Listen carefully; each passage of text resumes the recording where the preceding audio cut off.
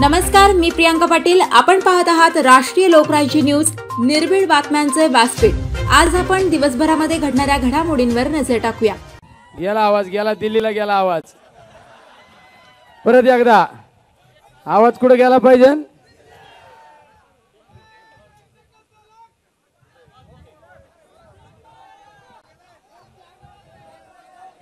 आज या ठिकाणी लोकसभेच्या निवडणुकीच्या प्रचारार्थ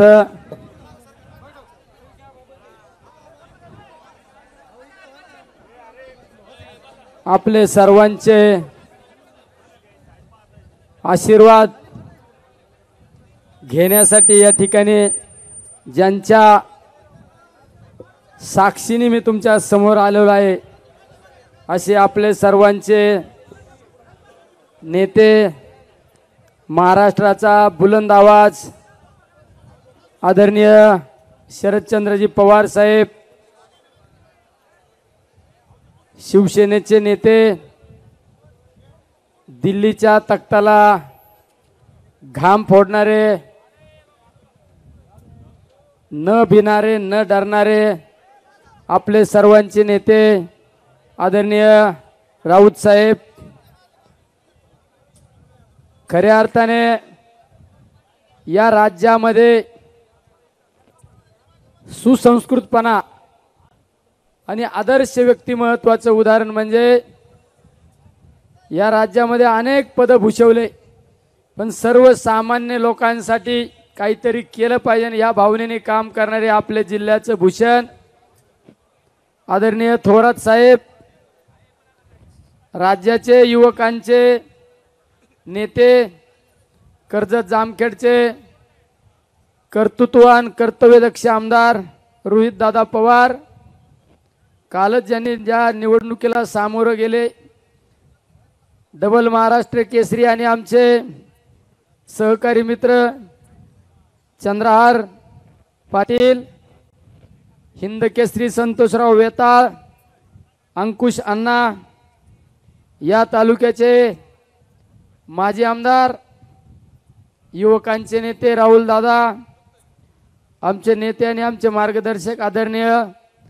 बाबासाहेबजी भोस, घनश्याम अण्णा, युवकांचे नेते आणि शिवसेनेचे उपनेते साजन भैया आणि सर्वच व्यासपीठावरील मान्यवर, सर्वच पक्षाचे, राष्ट्रवादी काँग्रेस असो, शिवसेना असो, संभाजी ब्रिगेड, वेगवेगळ्या कम्युनिस्ट, आम आदमी पार्टी, अशा सर्वच पक्षाच्या नेते मंडळी आणि ज्यांनी या ठिकाणी प्रवेश केला ते माझ्या बाजूला बसलेले अनिलराव ठवाळ आणि समोर बसलेले माझे सर्व ज्येष्ठ, श्रेष्ठ आणि आमचे तरुण सहकारी, आमच्या पाचपुते मावशी पण या ठिकाणी बसलेले आहेत.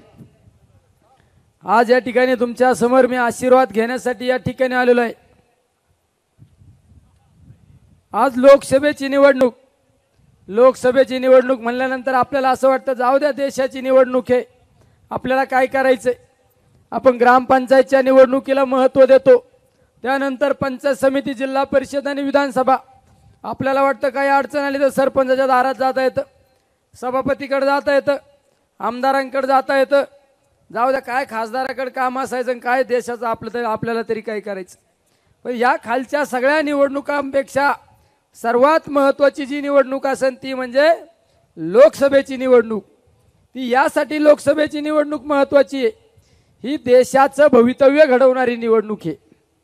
ही देशामध्ये लोकशाही जिवंत ठेवण्यासाठी ही निवडणूक महत्त्वाची आहे. आज डॉक्टर बाबासाहेब आंबेडकरांनी जी घटना लिहिली ते संविधान वाचवण्यासाठी ही निवडणूक महत्त्वाची आहे. त्यामुळे तुमचे आशीर्वाद या ठिकाणी घेण्यासाठी आलेलो आहे. माझ्या शेतकऱ्यांचा प्रश्न मांडण्यासाठी लोकसभेची निवडणूक महत्त्वाची आहे. आज तुम्ही पाहिलं असेल, गेल्या 10 वर्षापासून केंद्रात भाजपचं सरकार आल्यापासून माझ्या शेतकऱ्यांच्या हिताचा एक सुद्धा निर्णय घेतलेला नाही. एक काळ भारत देश हा कृषी प्रधान देश म्हणून त्या भारत देशाकडे पाहिलं जात होतं. त्या भारत देशामध्ये आज सर्वात जास्त शेतकऱ्यांच्या आत्महत्या आपण पाहायला मिळतात. आणि त्याचं सरासरी प्रमाण काढलं तर महाराष्ट्रात सगळ्यात जास्त आत्महत्या माझ्या शेतकऱ्यांच्या. सरकार म्हणतं की शेतकऱ्यांच्या आत्महत्या थांबल्या पाहिजेत. अरे शेतकऱ्यांच्या आत्महत्या जर थांबवायच्या असेल तर माझ्या शेतीमालाला चांगल्या पद्धतीचा बाजारभाव दिला पाहिजे. फक्त घोषणा करायच्या आणि प्रत्यक्ष अंमलात कुठलंच आणायचं नाही. आज काय परिस्थिती पिकांची, कांद्याची काय परिस्थिती आहे, सोयाबीनची काय परिस्थिती आहे, कपाशीची काय परिस्थिती, ऊसाची काय परिस्थिती आहे. आणि शेतीला जोडधंदा म्हणून ज्या धंद्याकडे पाहतो त्या धंद्यावर माझ्या प्रत्येकाच्या शेतकऱ्याचं कुटुंब चालतं, तो म्हणजे दूध धंदा. आज त्या दूध धंद्याची काय परिस्थिती आहे. बिस्लरीची बाटली जर घेतली तर 20 रुपयाला बिस्लरीची बाटली आणि दुधाला बाजार 22-23 रुपये. अरे जर ही परिस्थिती राहिली असेल तर शेतकऱ्यांच्या कशा आत्महत्या थांबणार आहे. या देशामध्ये कृषी मंत्री म्हणून आदरणीय पवार साहेबांनी काम केलं आणि एकाच वेळेस सगळ्या शेतकऱ्यांची कर्जमाफी केली, ते म्हणजे आदरणीय पवार साहेब. पवार साहेबांनी जे शेतकऱ्यांच्या हिताचे निर्णय घेतले ते अद्यापपर्यंत कोणाला घेता नाही आले. आज जर या ठिकाणी बसलेल्याला विचारलं मी देशामध्ये कृषी मंत्री कोण, सांगता येणार नाही. कारण कधीच या सरकारने आमच्या शेतकऱ्यांच्या हिताचा निर्णय घेतलेला नाही. आज डेव्हलपमेंट वर्ग बोलणं अपेक्षित असतं. तुम्ही एखादा अमेरिकेचा माणूस जर भेटला, रशियाचा माणूस जर भेटला आणि आपण त्याच्याशी चर्चा करतो तो त्या देशाच्या डेव्हलपमेंटवर बोलत असतो. आज भारत देशाची काय परिस्थिती आहे. भारत देश हा जातीवादावर, धर्मावर बोलतो. जर ही वेळ येणार असेल तर कधी आपला भारत देश सुधारणार आहे. काल देशाचे पंतप्रधान नगरमध्ये येऊन गेले, त्यांनी हिंदू मुस्लिमांवर त्या ठिकाणी भाष्य केलंय. अरे आम्हाला हिंदुत्व शिकू नका. अरे छत्रपती शिवरायांना जे प्रेरित आहे ते हिंदुत्व आमच्याकडे. 18 पगड जाती धर्माच्या लोकांना घेऊन चालणारे हिंदुत्व आम्हाला मान्य आहे. आम्हाला कुठे गुजरात्याच्या आणि युपीच्या लोकांचं हिंदुत्व मान्य नाही आम्हाला. अरे 18 पगड जाती धर्माच्या घेऊन जाणारा राजा छत्रपती शिवराय, छत्रपती संभाजी महाराजांचं हिंदुत्व आम्हाला मान्य आहे. आज माझ्या शेतकऱ्यांची काय अवस्था आहे. आणि ज्यांना तुम्ही 5 वर्षापूर्वी निवडून दिलं त्यांच्या इतके तर खोटारडे कोणीच नाही. मध्ये काय अमित शहांना भेटले आणि बाहेर येऊन सांगितले की कांद्याच्या निर्यात बंदीबाबत आम्ही भेटलो आणि पेपरला बातम्या छापून आणल्या. कांद्याची निर्यात बंदी उठवण्यासाठी आम्ही भेटलो आणि निर्यात बंदी उठली. मार्केट कमिटीत सत्कार केला, मीडिया समोर मुलाखती दिल्या. काही तास गेले नाही तर त्या अधिकाऱ्याने सांगितलं की अशा पद्धतीची निर्यात बंदीच उठली नाही. म्हणजे त्यांना एक सवय, खोटं बोल पण रेटून बोल. आज आमच्या दुधाची काय परिस्थिती आहे. दुग्ध विकास मंत्री कोण आहे. अरे माझ्यासारखा जर दुग्ध विकास मंत्री असताना एखादा शेतकरी मला रस्त्याने जरी भेटला असताना म्हणला असताना जरा दुधाचं बघा, मी विचारलं असं किती, कारण मला माहिती शेतकरी स्वार्थी नाही. ती म्हणला असता बघा जरा 35 रुपयापर्यंत जुळा तर काय. म्हणलं 35 कुठं मागवतो येड्या, 45 रुपये देऊन टाकी तू म्हणला जा. अरे द्या ना, शेतकऱ्यांना द्या. पण नाही, शेतकरी हा गरीबच राहिला पाहिजे ह्या भावनेतून काम करणारे हे. आज आपल्या जिल्ह्यामध्ये असं भाषण केलं जातं ह्या कुटुंबाकडून 50-60 वर्षापासून ह्या जिल्ह्यावर आमचं नेतृत्व आहे. आम्ही सांगन हेच या जिल्ह्यामध्ये होतंय. मी या सर्व जनतेच्या वतीने तुम्हाला एक प्रश्न विचारतो. साधं एखादं मेडिकल कॉलेज आणता आलं, साध्या शैक्षणिक संस्था शासकीय उभ्या करता आल्या. अरे ते तर सोडून द्या, नगर मनमाड रस्ता, शिर्डी साईबाबांकडे जाणारा रस्ता सुद्धा त्यांना करता आला नाही. तर हे काय विकासाच्या गप्पा मारणार आहे. त्यांनी फक्त याची जिरवा त्याची जिरवा, याचं स्टेटस ठेवलं म्हणून त्याच्यावर गुन्हा दाखल करा. अरे काय, अरे रावणाचा सुद्धा अहंकार संपलेला आहे. राजकारणात कुणी अमरपट्टा घेऊन आलेला नाही. मी राऊत साहेबांना सांगू इच्छितो, राऊत साहेब ही निवडणूक जनतेने हातात घेतलेली, ही सर्वसामान्य जनता वर्षेत धनशक्ती अशी निवडणूक पाहायला मिळणार आहे तुम्हाला. आणि ज्यावेळेस सर्वसामान्य जनता एखादी निवडणूक हातात घेतं त्यावेळेस परिवर्तन हे अटळ असतं, परिवर्तन हे अटळ असतं. काल परवापासून आता लक्ष्मीचं दर्शन चालू आहे. कुछ भी कुछ नहीं होता. आता लोकच बदलले. प्रत्येकाच्या मनामनात प्रत्येकाच्या घराघरात फक्त तुतारीच वाजती. अरे आज विकासावर बोलणं अपेक्षित होतं. आता काल उद्या परवा काहीतरी आपल्याकडे नगरला तर रॅली आहे यूपीच्या मुख्यमंत्र्यांची. त्यांना मी एक सांगू इच्छितो, माझ्याकडे हाकेच्या अंतरावर सुपा MIDC आहे. ती MIDC पवार साहेबांनी शुभारंभ केला. त्या MIDCत निम्मे कामगार तर यूपीचे ना, आम्हीच त्यांना संरक्षण देतो. जाऊ दे, आले बिचारे पोट भरायला. तिकडलं डेव्हलपमेंटवर बोला, इकडे चाललेत कुठं. हा आज ही निवडणूक सगळ्यात महत्वाची. तुम्हाला एक सांगतो मित्रांनो, ही कशासाठी? आज हुकुमशाहीच्या पद्धतीने वाटचाल चालू आहे. आज या राज्यामध्ये 2019ला आम्ही आमदार झाल्यानंतर सत्तांतर न पाहिले. कशाचं प्रतीक आहे? फक्त ईडी सारखी आणि CBI सारख्या एजन्सीचा वापर करायचा आणि या राज्याला अस्थिर ठेवण्याचं काम या भाजपच्या सरकारने केलेलं आहे. अरे शिवसेनेसारखा पक्ष जो अखंडितपणे हिंदुत्वाचा नारा देणारा पक्ष, त्यांनी हा पक्ष फोडला. राष्ट्रवादी पक्षामध्ये फूट पाडली. अरे या वयात आदरणीय पवार साहेबांना तुम्ही दुःख दिलं, बाळासाहेबांना सुद्धा स्वर्गात तुम्ही दुःख दिलं. ही जनता तुम्हाला कधी माफ करणार नाही. तुम्हाला खड्ड्यात घातल्याशिवाय ही जनता थांबणार नाही, या ठिकाणी सांगतो. अरे आमच्या श्रीगोंदा तालुक्याचा आज ज्वलंत प्रश्न येतो म्हणजे पाण्याचा.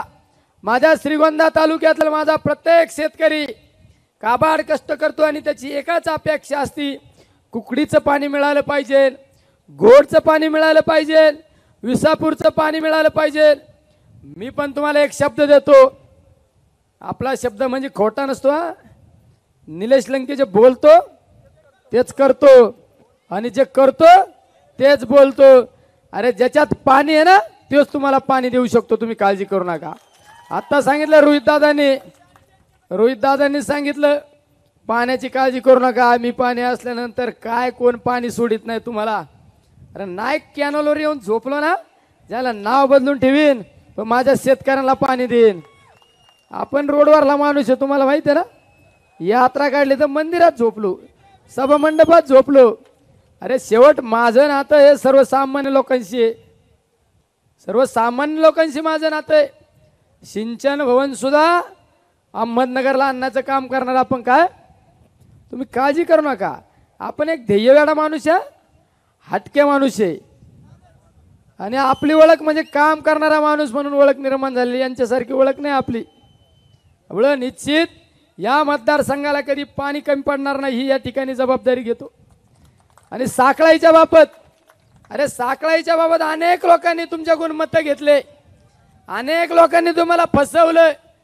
50 वर्ष झालं निवडणूक आल्यानंतर फक्त साखळाईचा मुद्दा काढला जातो आणि तुम्हाला खोटे आश्वासने दिले जातात. आणि याच खोटारडे कुटुंबाचं एक उदाहरण सांगतो. हे दाखवा जरा क्लिप बघा. खोटारडे काय म्हणले? साखळाईचं पाणी आणलं नाही तर फॉर्मच भरणार नाही. आपण त्याच्यातला नाही. हा अरे कसं पाणी नाही आणायचं, थोरात साहेब आहे मार्गदर्शन करायला. तू काळजी करू नको. रोहित दादाला विचारा माझा अनुभव एकदा. साखळाईची एकदा आमच्या त्या कालवा सल्लागार समितीची मीटिंग चालू झाली आणि सगळ्यांनी आता तिथं पार आंबेगाव, जुन्नर, इकडे पलीकडे रोहित दादा, करमाळ्याला संजय शिंदे, सगळ्यांची मीटिंग झाली आणि मला विचारलं तुझं काय? म्हणलं मला काय एवढं कळत नाही गड्या. म्हणलं तुमचं वाहू द्या, सगळं झालं. म्हणलं मला एकच कळत आहे, कॅनल माझ्या हद्दीतून जातोय. नाही माझ्या लोकांना पाणी मिळालं हे ब्लास्टच करून टाकीन. म्हणलं याच्या सोयीला लावा. तसे काळजी करू नका तुम्ही. आम्ही पाणी देणारे माणसं 100% तुम्हाला पाणी कमी पडणार नाही. कारण या तालुक्याचं आणि माझं वेगळं नातं आहे. या तालुक्यात माझा जन्म झालेला आहे, खरातवाडी पिंपळगाव पिसामध्ये. या तालुक्यात माझा जन्म झालेला आहे. त्यामुळे ज्या तालुक्यामध्ये जन्म झाला त्या तालुक्यासाठी काहीतरी करण्याची आज ही वेळ आलेली आहे. त्यामुळे तुमचे आशीर्वाद मला द्या. तुम्हाला अभिमान वाटणं असं काम करून दाखीन, अभिमान वाटणं असं काम करून दाखीन. आणि सगळ्यांना सांगतो, अभिनय तो कभी नाही, अभिनय तो कभी नाही. एवढं माझं तुम्हाला एक वाक्य आहे, तुम मुझे 5 दिन दे दो. सुभाषचंद्र बोसांचं काय वाक्य होतं? तुम मुझे तुम मुझे खून दो मैं तुम्हें, आपलं पण वाक्य आहे, तुम मुझे 5 दिन दे दो मैं आपको 5 बरस दूंगा आपका सिपाही होकर. 5 वर्ष तुम्हाला देईन हेच या ठिकाणी सांगतो. आणि आपलं चिन्ह तुतारी वाजवणारा माणूस. तुतारी अशी काय वाजली पाहिजे तर आवाज कुठे गेला पाहिजे. दिल्लीचे जे हुकुमशाह बसलेले त्यांच्या कानठाळ्या फुटल्या पाहिजे असाच या ठिकाणी आवाज गेला पाहिजे. आणि श्रीगोंदाकरांना आम्ही जाता जाता धन्यवाद देतो. या ठिकाणी मी अनेक सभा पाहिल्या पण बिगर खुर्चीची सभा ही या ठिकाणी पाहायला मिळते. आणि यावरून मला हे लक्षात येतं नगर दक्षिण लोकसभा मतदारसंघ उर्फ अहिल्यानगर दक्षिण लोकसभा मतदारसंघामध्ये सर्वाधिक मताधिक्य देणारा जो कुठला तालुका असेल तो म्हणजे श्रीगोंदा असेल. रोहितदादाची आमची पैन लागलेली आहे. ज्या तालुक्यात सगळ्यात जास्त मताधिक्य त्या ठिकाणी विजयी सभा होणार आहे हे या ठिकाणी सांगतो. आणि ती पैन तुम्ही जिंकणार हा या ठिकाणी विश्वास वाटतो. थांबतो. रामकृष्ण हरी. जय हिंद. जय महाराष्ट्र.